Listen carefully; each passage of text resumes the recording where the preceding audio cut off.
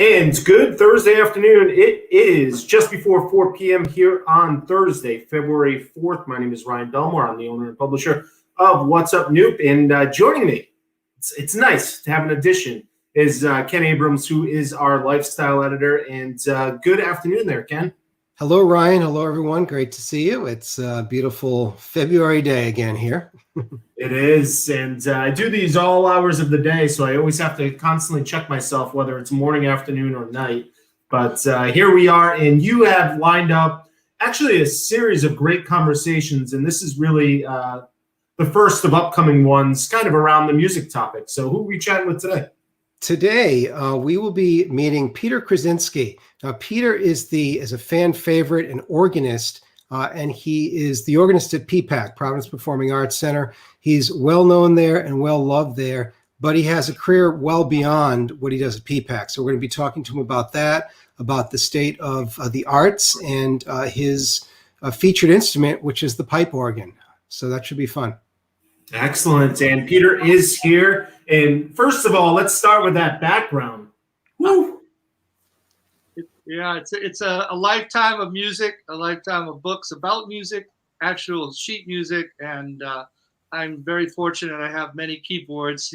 What was it? A car in every garage and a chicken in every pot. Well, I've got a keyboard in every room, so I'm very lucky. Excellent. And go ahead there, Ken. Oh, you are on mute. I am on mute, right. Trying to do it a little differently. Got my finger on the button here, so we'll make sure it's back on. Anyway, no, it's great to see the background. I see an organ, I see a piano, and I'm sure that, as you said, every room. Why don't we jump right into, maybe if you could tell us, Peter, a little bit about your background, what brought you to the organ and to keyboards for that matter, and what you've been up to lately. Sure, great. Well, I've always been a musician. I've always enjoyed sound. As a little kid, I used to follow my mother around, she tells me, and sing with a vacuum cleaner. So it was sort of like a given that I would be somehow attached to music. I actually had a little learning disability, I think, probably as a kid.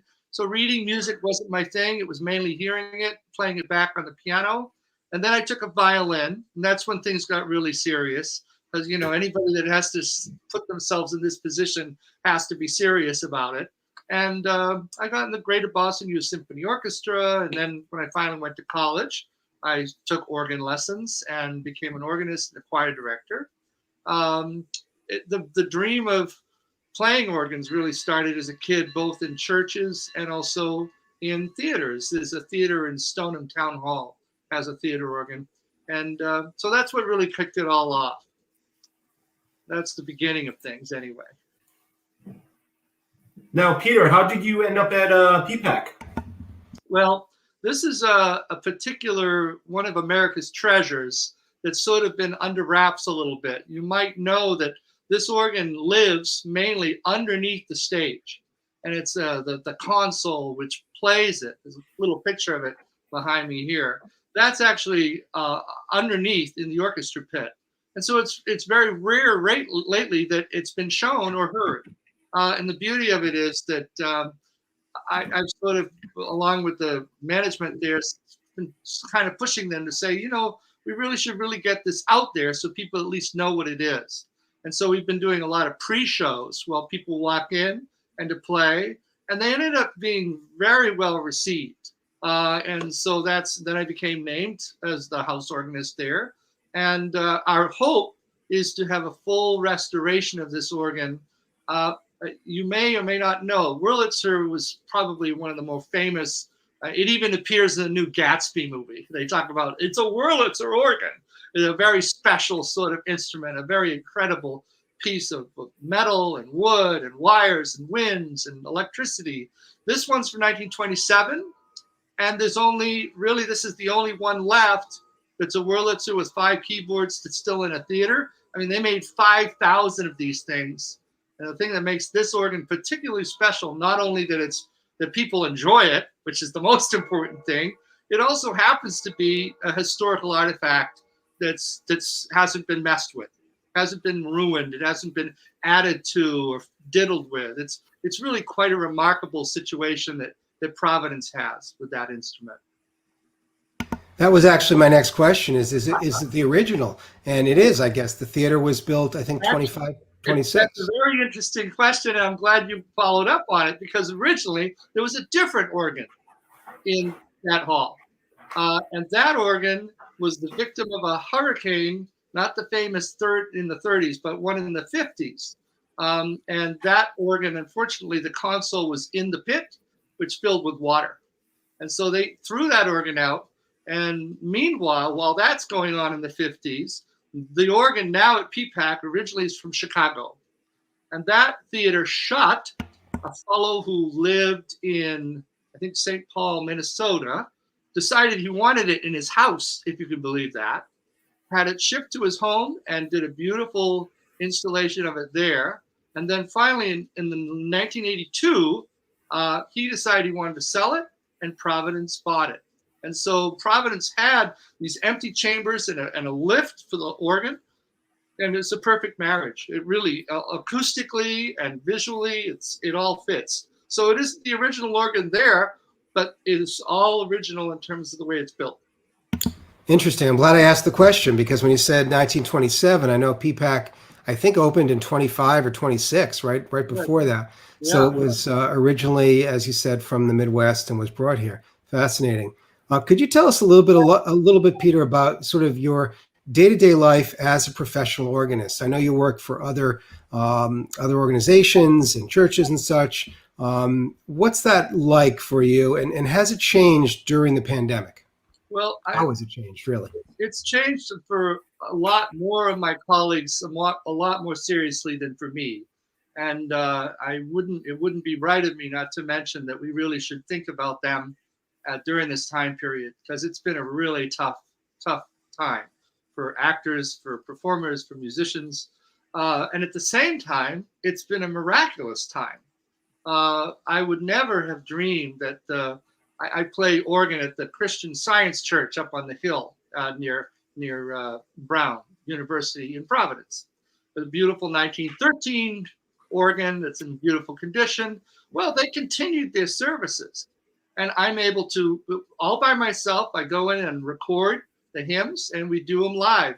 And I didn't do that before this. I just kind of stayed away from recording. For me, it was about the people in the audience. It was about that organic experience that happens, which we look forward to having come back.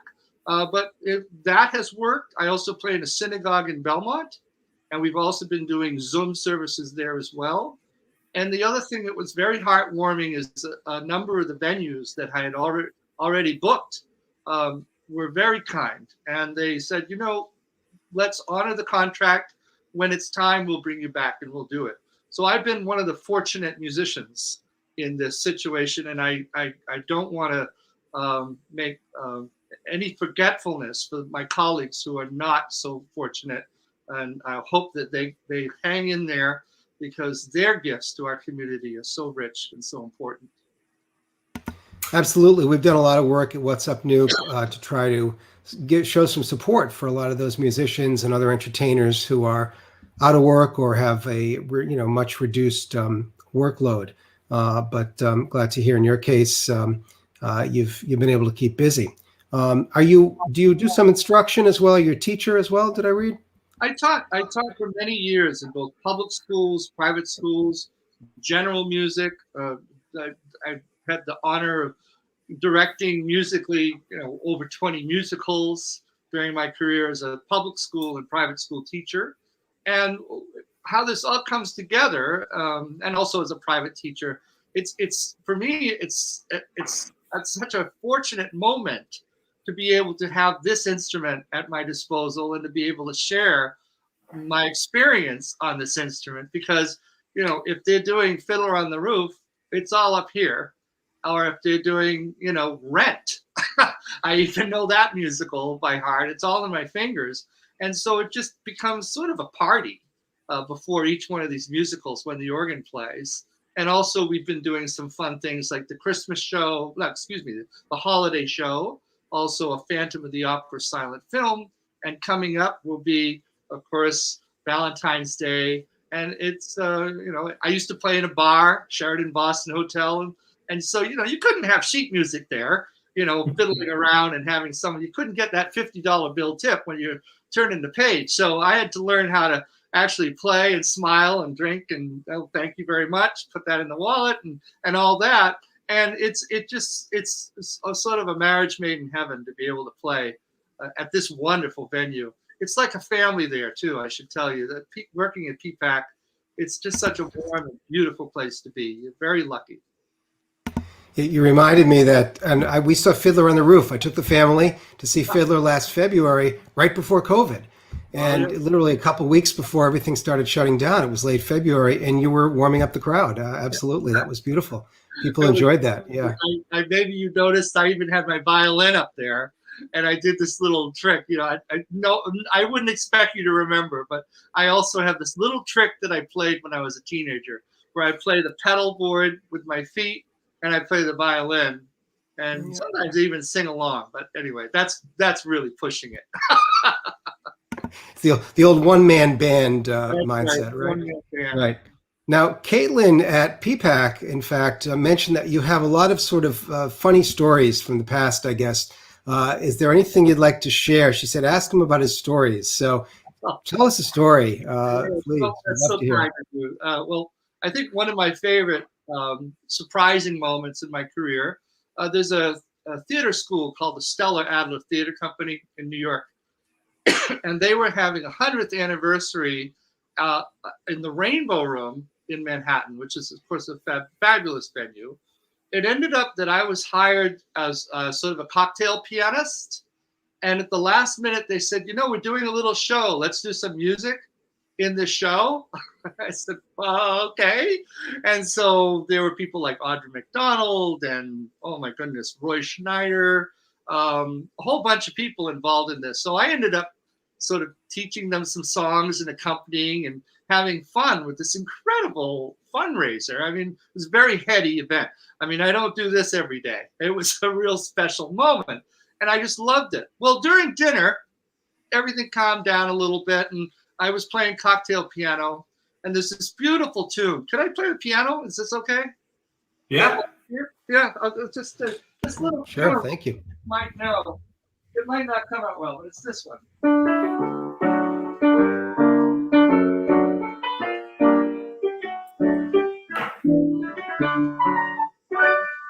Beautiful little tune. I hope that came out for you guys. From a famous movie or two as well. What'll I Do? And it was featured in, again, Great Gatsby comes up. It was featured in the 1970s movie. And I heard this baritone singing.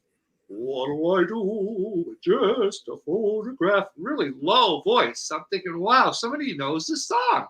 Isn't that nice? And I turn over and look to the table closest to me, and there's Lauren Bacall singing with me as I'm accompanying. So it's that kind of fun thing that happens once in a while, and you just you pinch yourself, and then you say, I have to keep playing. That's one of those stories. It's fun. It's a very fortunate. People say, what do you do for work? I say nothing. It's all play. It's all fun. I'm very fortunate.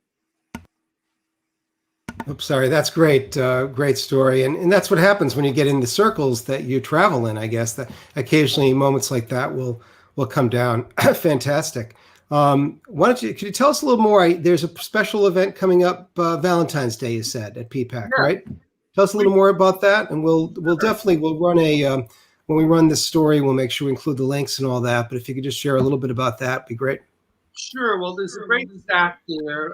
PJ, who's a member of the staff at PPAC, was wondering if okay, so we did the holiday one, we've done Phantom, we've done some other things. Why don't we try to do one for Valentine's Day? And I said, cool. And she's the one that came up with this great idea. Let's do love songs from movies, love songs from musicals, and then love songs.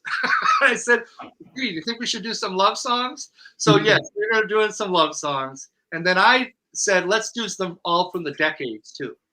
So it's a 3-part little program, very, very nifty, about 20 minutes long, not too big. And it goes through those 3 categories: love songs from film, love songs from musicals, and one love song from each of the decades that was a popular one. And so that's going to be bound to be a favorite, I think, and people will continue to play it long after it first airs, because it's fun. And you know, the organ, it's in tough shape, but I've got some friends that are helping me now keep it together to make it work. And that's the other thing that's amazing about it. Despite the fact that it needs so much work, even after 90 years, it still sings. I mean, it's just an amazing sound. And I think people that tune in will enjoy that little show. It's fun. And Peter, I wanted to ask you, I wrote it down so that way I made sure we pointed to it. You mentioned the organ and it needs repairs. Is there a current campaign that fans of PPAC can support it? What's the process of rebuilding it? What do you need? We're in the process now of looking for funding. It has happened quickly. I mean, you know, the pandemic really has happened quickly too. But it was just before the pandemic when the organ was suddenly out, and people such as you, Ken, were actually able to hear it and say, "Oh, wow, that's cool." And so we will be moving ahead with that, I'm pretty certain, at PPAC. Alan Chili is the general manager, and that will be his call as to how to go about that. I know that we're looking for funding now, and we're hopeful that this will be recognized as really one of America's great treasures, and that funding will be part of that program to get it going. Let's hope so. I spoke to Lynn Singleton last week. We ran an interview with Lynn, and he was talking about how loyal PPAC supporters are, as well as other theaters across the country. But you know, he pointed out that we are the second largest venue north of New York City for theater, not including stadiums, of course. But I guess the Bach Center up in the Wang Center, whatever we call it now, up in Boston, has a few more seats. But PPAC is really, you know, it's not only a local treasure, but it really is a national treasure in that sense. Yeah. And, you know, we know the organ is so much a part of that. So we'll definitely help to get the word out. I like to call the organ the theater's voice. It's, you know, you look at it, you love it, you walk in, wow, what a lobby, what a space. And the seats are even comfortable. Are you kidding me? That's fantastic. And the musical and everything that happens there is first rate. But also to think that it, along with all that, has the capability of singing back over all these decades, the original kind of sounds that would have been heard there. And then very importantly, having those sounds also be relevant to today's audiences of all types, of all people. It should be Providence's organ. Absolutely. We're hoping they're saying possibly by the fall we might see a reopening, late fall, which means potentially December. It's still the fall, but that's fine. We'll wait as long as it takes. We want to do it safe and carefully, as we do. What the Valentine's Day, is that premiering on Valentine's Day, correct? They might be doing it then. It's funny. You think I should know that, but I don't actually know that. I go in and we'll look it up for you. I've done it. Another aspect of my work you might be interested in, and one of the things I've really enjoyed at PPAC in the past, is my silent film accompaniment career. That's the main thing I've been doing. When I mentioned these venues that wanted the contract and will see me later, almost every one of them is a silent film of some note. And I'm finding, like organizations like Turner Classic Movies and other people are finding that these silent films still speak today, almost stronger than films made later, because these directors were so focused and so in charge of everything they were doing. The message doesn't get watered down at all, whether it's a horror movie, a comedy, or a biblical epic. They're always really over the top fun. And it's one of my great pleasures. And my main thing is to actually accompany them improvised. So I memorize the movie, I go to the instrument, no music, and I really miss the audience because the audience is what informs the performance. And I don't just play, we all together have this experience. And I'm hoping that you're right, that by the fall and safely, we can come together and do these sort of things too at PPAC.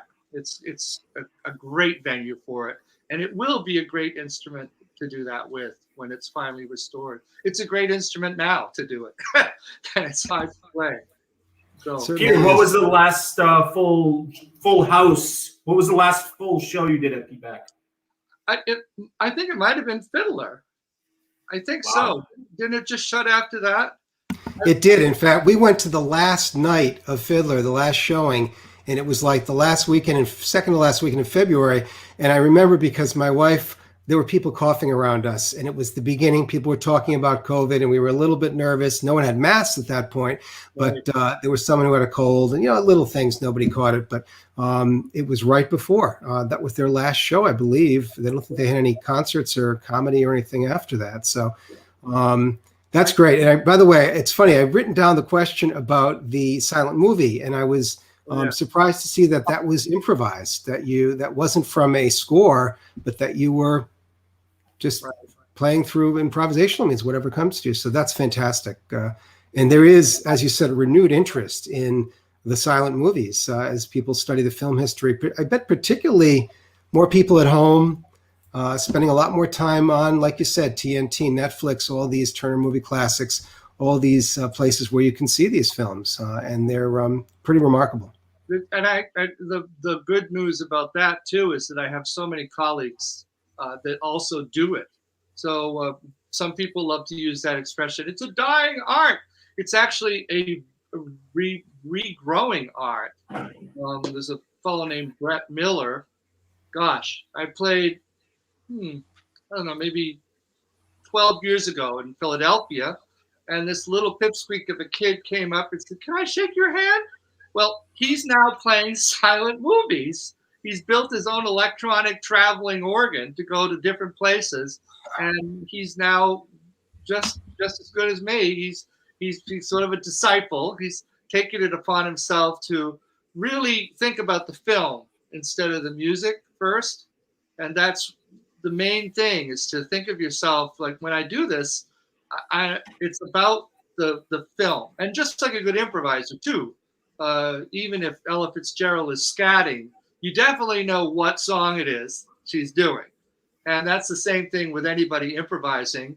They have to respect what the theme is. And in the case of film accompaniment, it's the film itself. What is the story? How does it get out there? How does it affect the soul and the heart? That's great. What's old is new again, no doubt. We see it all throughout the entertainment business, and I've been buying more vinyl records than I did in the 70s and 80s, right? So I won't give you a sweep, but the Philips turntables over there.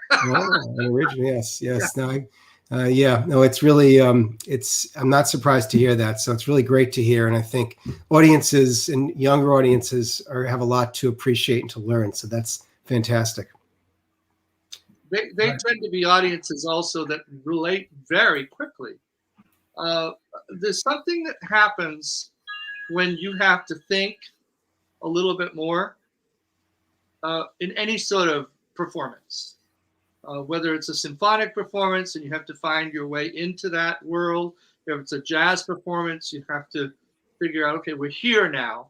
And there's that initial 5 minutes or so for almost any audience that initially is very uncomfortable with this often black and white imagery, not perfectly digitalized, and no talking. But by the end of it, if the job's been done well, people literally, my favorite compliment is, "I forgot you were playing." And most organists would hate that. Most musicians were like, "Oh, well, thanks a lot. See you later. Hope not."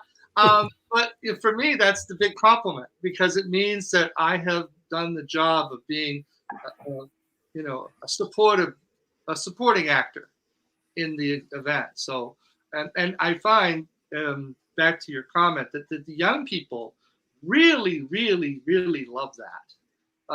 And part of it also is being next to somebody and not looking at your 2-inch screen.